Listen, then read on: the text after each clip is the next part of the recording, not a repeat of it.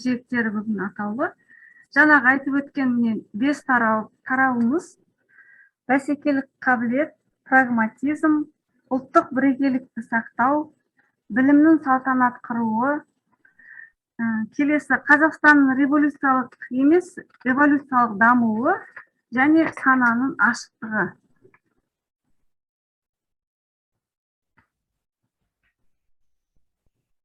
Қоғамның санасын жаңғырудың бірнеше бағыты бар міне. 6 бағыт бойынша. Ең бірінші бәсекелік қабілет, жаңа айтып өттік, өзгелерден ұтымды дүние ұсынып алу. Екіншісі прагматизм. Халқымыз ғасырлар бойы туған жердің табиғатын, оның байлығын үнемді әрі орында жұмсайтын теңдесі жоқ экологиялық өмір салтын ұстанып келеді. Бұл жаңғыру жолында бабалардан мирас болып қанымызға сіңген, бүгінде тамырымызға бүлкілдеп жатқан ізгі қасиеттерді қайта түлетуіміз керек. Бұл прагматизмға жатады.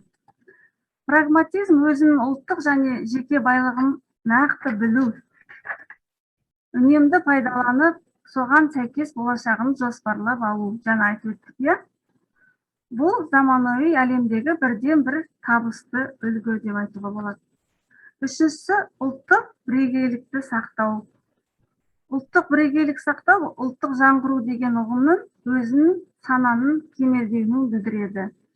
Жаңағы екі бөлікке бөлінеді. Ұлттық жаңғыру дегеніміз